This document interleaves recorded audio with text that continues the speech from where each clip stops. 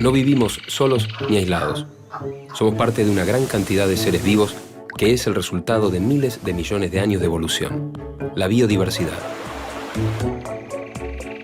Distintas especies comparten un lugar en la Tierra y están relacionadas entre sí de manera única. Incluso, cada uno necesita del otro para vivir.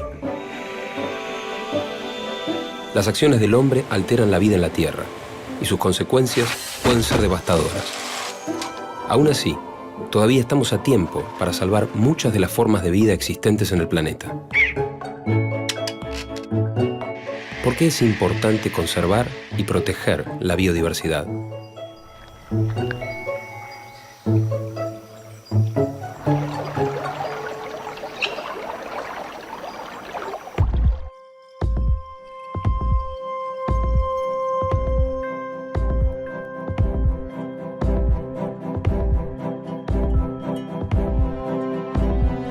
La población mundial no deja de crecer y el desarrollo es fundamental para cubrir sus necesidades.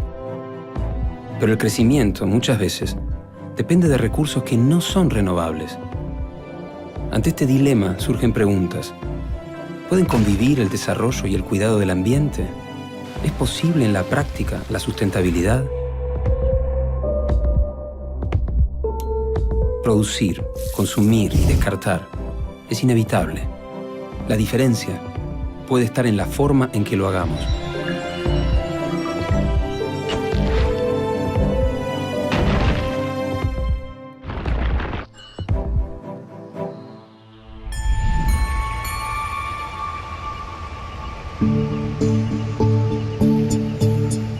La biodiversidad es una palabra relativamente nueva. Viene de diversidad y de biológica, es decir, la diversidad de vida que hay en el planeta, las especies de plantas, las especies de animales, pero no solo eso, también toda la diversidad de material genético que tienen esas especies y también cómo entre ellas interactúan y con su entorno creando distintos sistemas ecológicos o ecosistemas. De esos ecosistemas y de la biodiversidad de esos ecosistemas, los seres humanos dependemos para satisfacer nuestras necesidades. Por lo tanto, si esos ecosistemas no están sanos y no producen los bienes y servicios que debieran producir, el ser humano lo sufre.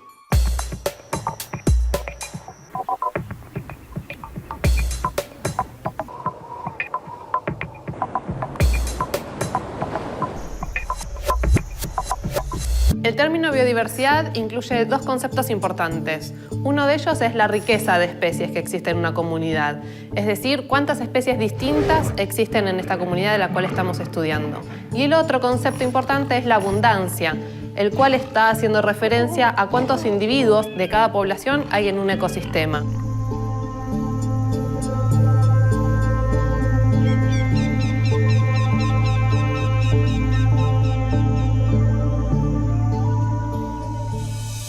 Podemos hablar de una biodiversidad alfa, que es la biodiversidad que asociamos a un espacio determinado, a un sitio determinado. Podemos también mencionar la diversidad beta, que nos indica cuán diferente es un ambiente de otro. Y podemos hablar de la diversidad gamma, que es aquella diversidad que nos indica cuán biodiverso es un paisaje en su conjunto, paisaje compuesto por diferentes ambientes. El conjunto de estas medidas de diversidad nos da una idea de la heterogeneidad del paisaje. Tengamos en cuenta que la biodiversidad no es solo aquello que vemos. La biodiversidad se compone de elementos múltiples, de especies múltiples, que muchas veces pasan totalmente desapercibidas para aquellas personas que transitan por un lugar donde la biodiversidad está presente.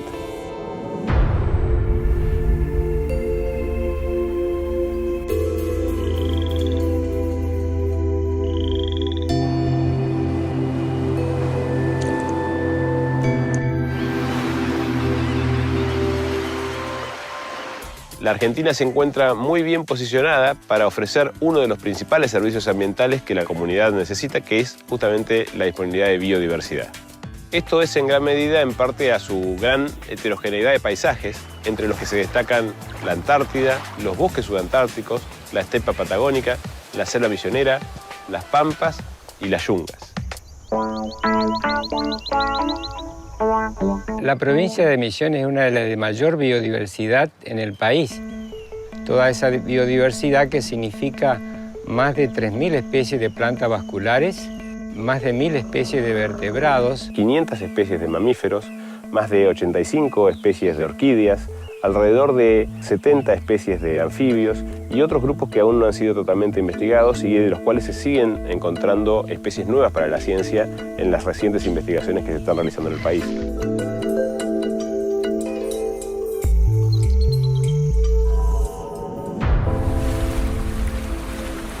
Argentina es un país con una enorme y variada riqueza natural. De todas maneras, hay amenazas que pueden afectar a su biodiversidad. Esta gran biodiversidad que tiene la provincia de Misiones ha venido siendo afectada por distintos factores que han contribuido a la disminución de las poblaciones, principalmente de fauna, y pérdida también de masa forestal.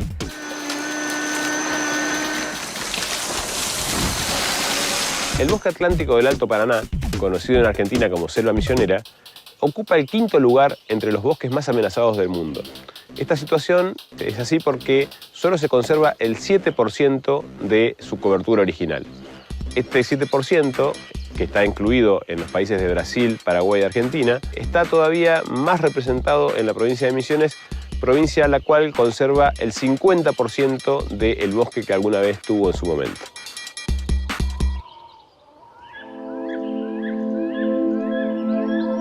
Las actividades humanas pueden alterar formas de vida y ecosistemas de manera directa o indirecta. Por ejemplo, arrasar un bosque dejaría sin hogar a muchos animales que viven en él. O malgastar combustible, ya que al producirlo se generan emisiones que contribuyen al cambio climático. Como un dominó, lo que hagamos afecta al de al lado. El efecto siempre llega.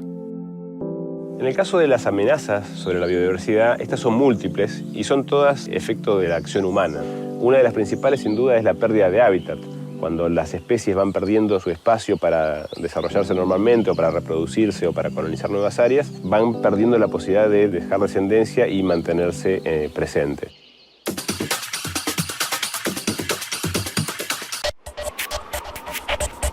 Los datos globales sobre la pérdida de biodiversidad son alarmantes. Muchos investigadores argumentan que se pierden especies que aún no han sido descubiertas ni descritas para la ciencia.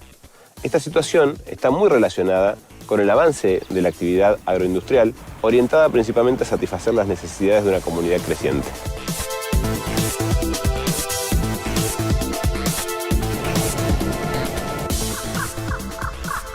Otro de los factores que lleva a la pérdida de biodiversidad es la cacería ilegal y el contrabando de especies nativas tanto de flora como de fauna, el comercio ilegal de estas especies, cuestión que constituye la segunda razón de pérdida de biodiversidad a nivel global y está categorizado como el tercer comercio ilegal a nivel global.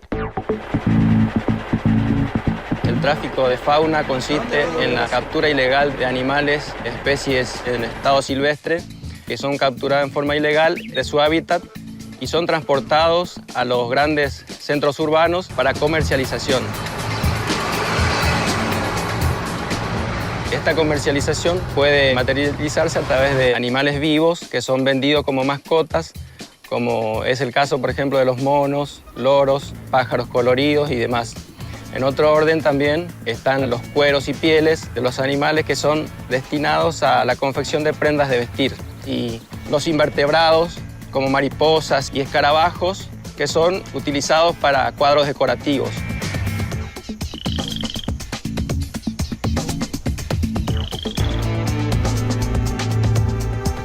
En el caso de la flora, se puede mencionar especialmente el caso del tráfico de orquídeas en este sector de la provincia, que son transportados a Buenos Aires, Córdoba, y son transportados para su comercialización.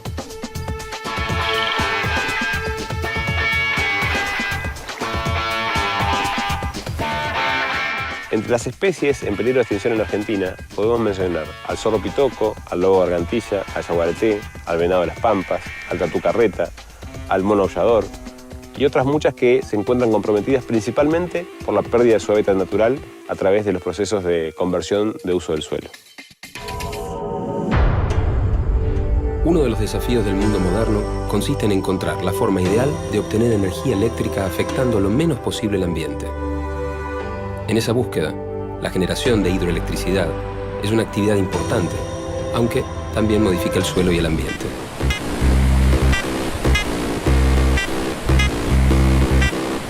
Los beneficios que trajo la represa hidroeléctrica Yacyretá a la ciudad de Posadas son múltiples, desde mejora en infraestructura, accesibilidad y un despegue y desarrollo económico y social, posicionándola en los últimos años como un verdadero centro administrativo, cultural y financiero de todo el nordeste argentino. El embalse de Yacyretá tiene una superficie de 1.600 kilómetros cuadrados, es decir, 9 veces la superficie de la Ciudad Autónoma de Buenos Aires y 13 veces la superficie de la ciudad de Asunción. Esto ha originado el anegamiento de 170.000 hectáreas, 140.000 en territorio paraguayo y 30.000 en territorio argentino. El embalse de Yacyretá también ha generado todo un cambio en el ecosistema ribereño tanto de Encarnación como de Posadas, es decir, de Paraguay y de la Argentina, donde miles de especies han emigrado. En otro sentido, vectores que transmiten enfermedades se han transformado en una constante en la región, como por ejemplo dengue, leishmaniasis y fiebre amarilla.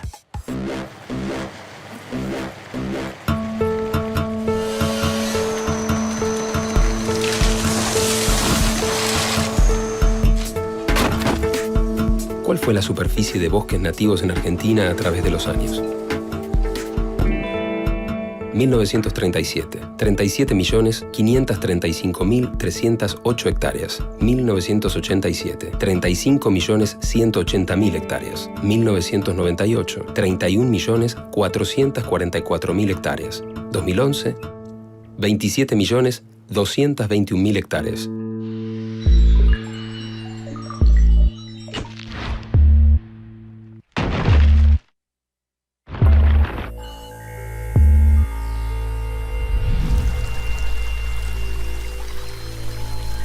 Agua que se pueda beber, suelos donde plantar o mares donde pescar son algunas de las muchas razones por las cuales es vital proteger la biodiversidad.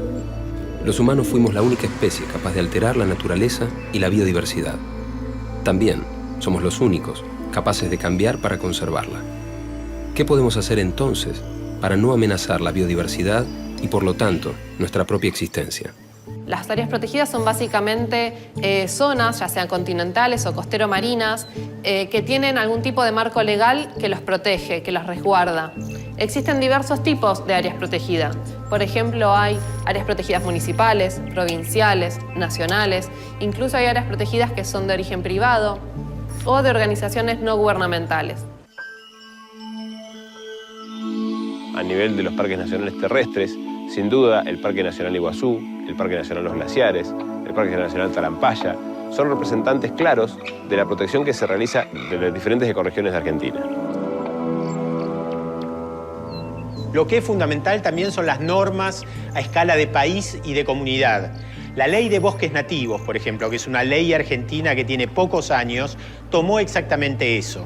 Dijo, el bosque nativo es un recurso, pero al mismo tiempo el bosque nativo produce bienes y servicios para los seres humanos. ¿Cómo podemos reglamentar su uso sin prohibirlo completamente, pero reglamentarlo de forma tal que no agotemos el recurso y que al mismo tiempo se reconozca el valor que ese bosque está dando a través de bienes, servicios, agua, madera, aire, fauna, etcétera, asociados al bosque? Y eso respetarlo de forma tal que podamos compensar a los propietarios privados y a las provincias que están manteniendo el bosque en pie. De esta manera podemos ir equilibrando necesidades con oferta de bienes y servicios. Desde la sanción de la Ley de Bosques, la tasa de deforestación ha disminuido a 6.500 hectáreas por año, en comparación con las 13.000 hectáreas por año que se habían registrado en el periodo 1989-2004.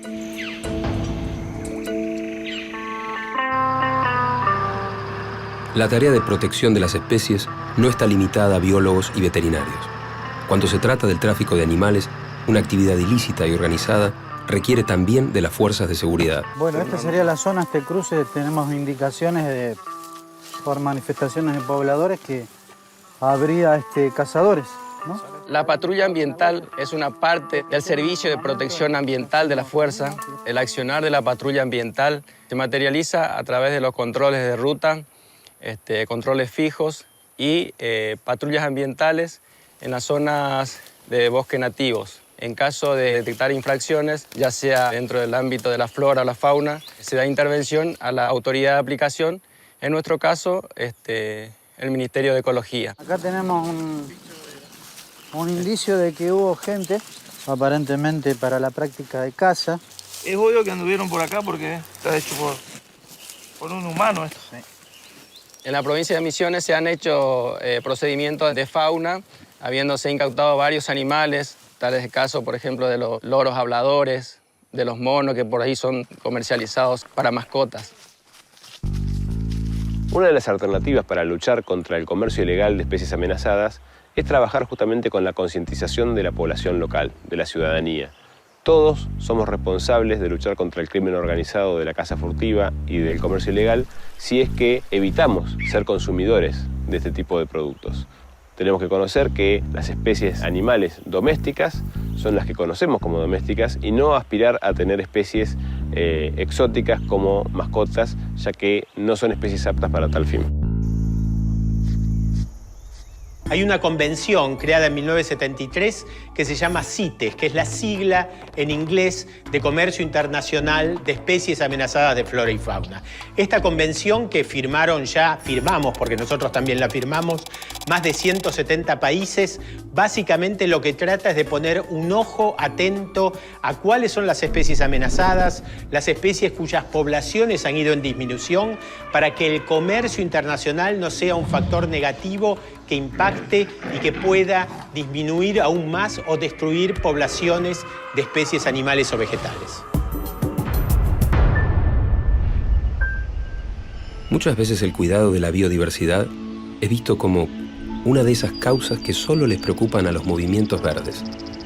Bajo ese preconcepto, nos perdemos la oportunidad de preguntarnos qué podemos hacer individualmente para protegerla.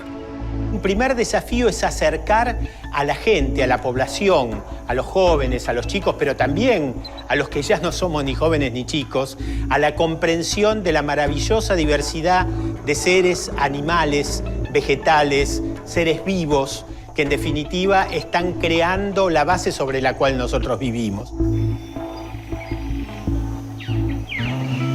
Durante años se ha propuesto que la conservación y el desarrollo productivo son cuestiones antagónicas.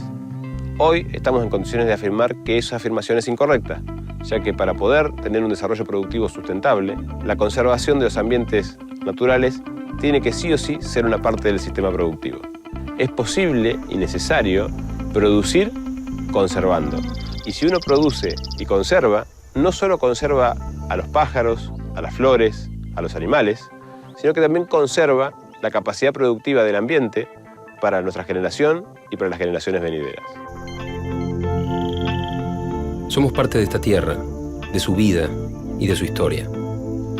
Lo que hagamos afectará a la biodiversidad y, en consecuencia, a nosotros mismos.